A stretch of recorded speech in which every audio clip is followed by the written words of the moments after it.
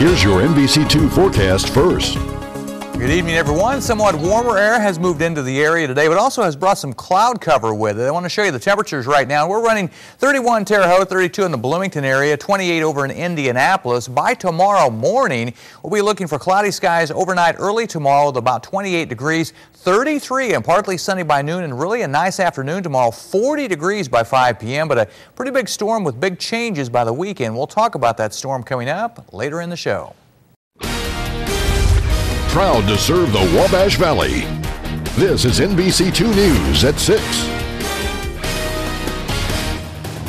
We took out an entire drug organization that spanned all the way to Chicago, Illinois.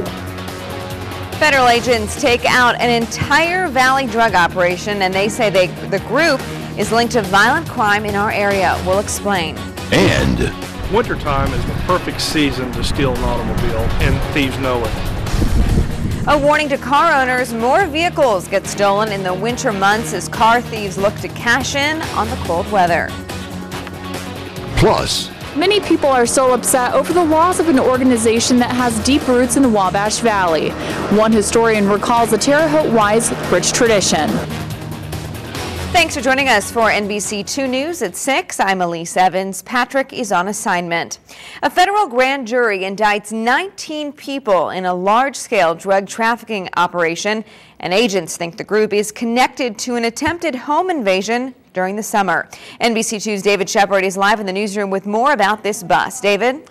Well, at least federal agents say they've completely taken out what they call a significant and serious drug trafficking operation.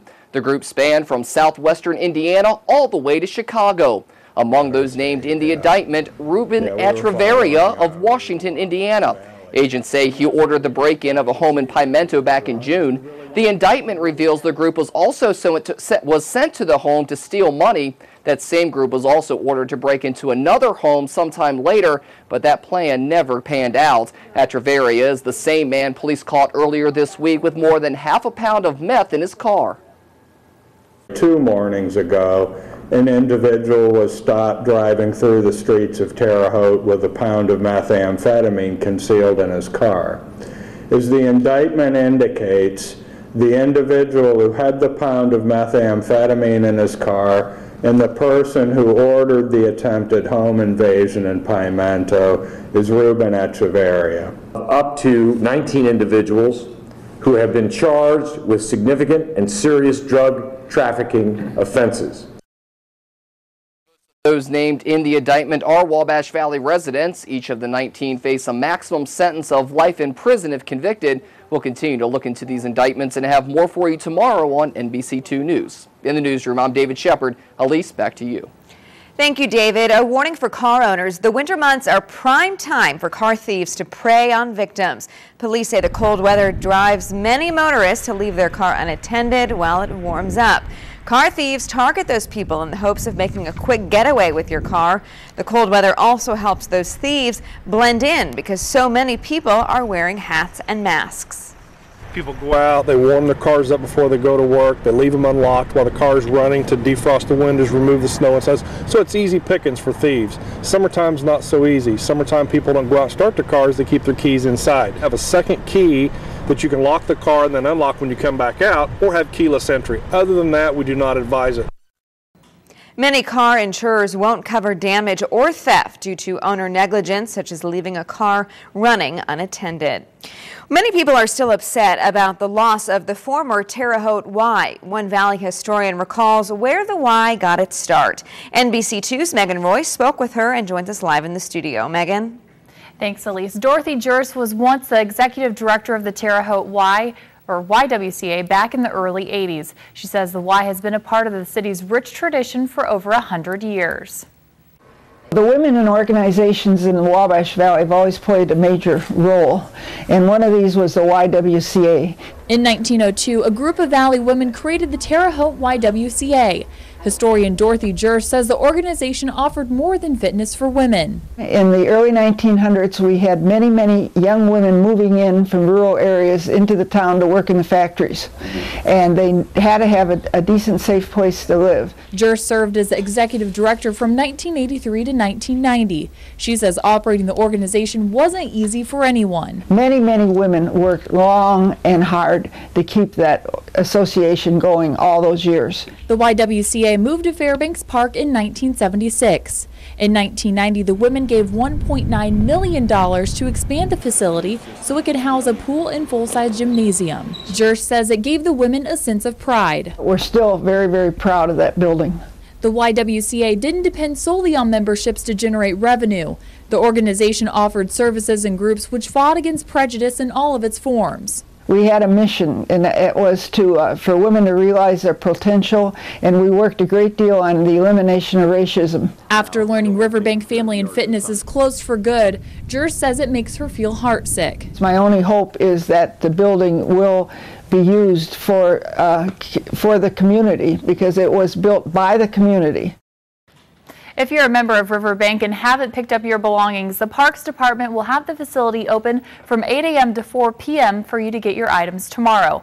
After Friday, the building won't be open to the public. Elise? Thank you, Megan. The Terre Haute City Council will vote tonight to approve unexpected pay raises for city employees. Last year, Mayor Duke Bennett promised all departments would get raises if anyone did. Transit employees recently won arbitration for a 2% pay increase.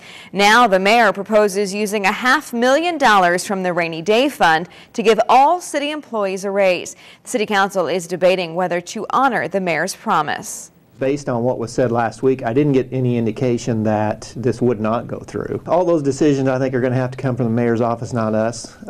But common sense tells me if the revenue continues to shrink and our expenses continue to increase, yeah, it's going to affect people. It's going to affect services that are delivered.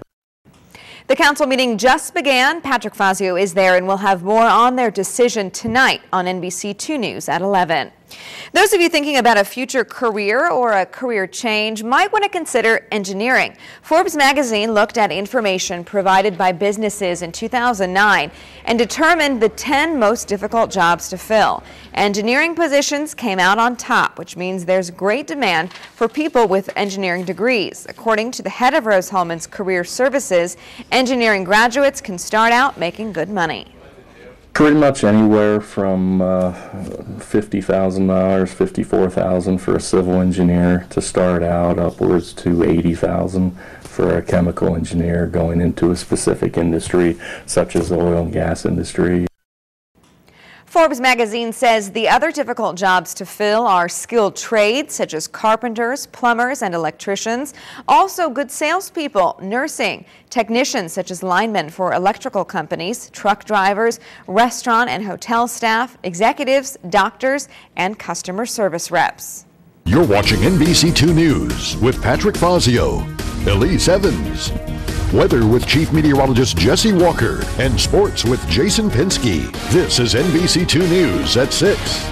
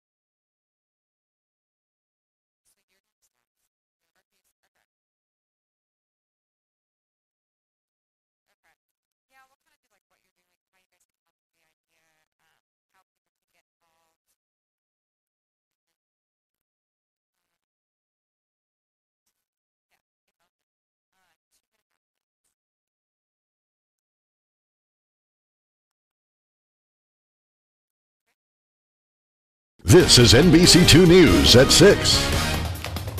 For the first time in history, children today have a shorter life expectancy than their parents.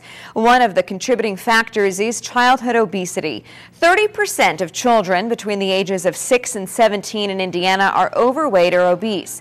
Terre Haute pediatrician Dr. Philip Reed says diet and exercise are the keys to losing weight. To start off, he encourages patients to reduce the amount of soft drinks and sports drinks to help cut calories. He also encourages them to get outside and exercise. Go out and start walking 10 minutes a day, and then every week or two increase that by 5 minutes, and with a goal of working up to at least half an hour at a time. And I tell them it should be pretty brisk pace. I tell them no lollygagging. Well, tomorrow, these two brave men are going above and beyond to bring awareness to that problem of childhood obesity. Troy Fears and Tim Sturgis join me now to talk about what it is that you're doing tomorrow. I will have some hats and gloves to loan you, maybe some warmers, but tell us exactly what you're going to be doing tomorrow. Well, tomorrow we will actually be walking 17 miles. We're going to be going from the Clay County YMCA in downtown Brazil to downtown Terre Haute to the Terre Haute Boys and Girls Club. Okay. Now, this seems sort of like one of those crazy ideas. How did you guys come up with this, this idea? Well, childhood obesity is an issue, as you just saw, in our society, and we wanted to create some sort of awareness for that issue. And the United Way and the NFL have a partnership. NFL Play 60 is a big thing, trying to get kids out to do exercise 60 minutes a day, and this was just our part to try to, again, create some awareness for the issue. So, Tim, tell me tomorrow, you're going to be along US 40, so people will see you guys walking along? They'll see, and it is a crazy idea, and there'll be two crazy guys in yellow vests that'll be walking there, and we have some people that'll be joining us along the way as we get closer and closer to Terre Haute. We'll have some Brazil dignitaries join us and send us off, and then along the way we'll have several people join us, and then we're going to finish up with a bunch of kids from the Terre Haute Boys and Girls Club bringing us home, I guess you'd say. Well, notice that no one's smart enough to be joining you for the whole way. They're just doing it for a little bit. We made the offer, but nobody took us out. Exactly. Surprising. Yeah. So how can people get involved if they want to support what you guys are doing tomorrow? Well, there's several different ways that they can just make a pledge to the United Way like you normally would, either through their website, but there's a text-to-pledge option that we're also trying to focus, and so folks can text, and Troy's got those numbers. Yeah, exactly. They can make a $5 text donation, and it's a $5 donation that appears on their cell phone bill. Okay. What they need to do is just text UWWV to 20222, and again, it's a $5 donation that'll appear on their cell phone bill. The United Way of the Wabash Valley will get a check in a couple months from that, so it works out real well. Yeah. So how long are you anticipating this whole process taking? I know you have your specific start time. That's right. We're going to start at 11 a.m. and we hope to finish by 6 p.m. at the Boys and Girls Club. So. Wonderful. Well, I hope you guys are prepared. We'll work with Jesse to try to. Well, I was going to say, I want to thank Jesse because we've been blessed with some good weather, and that hadn't been happening a lot. I know, he was so positive when he talked about the high best temperatures. Day of the week. That's right. There you go. Well, good luck tomorrow, and thanks for what you're doing. Appreciate it. Thank you.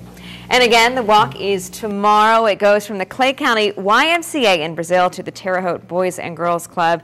And again, you can support Troy and Tim in the walk against obesity. Text UWWV to 20222, and you can make a $5 donation to the local United Way campaign. And again, as you just said, we have to thank Jesse Walker because, Jess, you finally gave them some good weather, although it might have been more fun to see them sludging through the snow.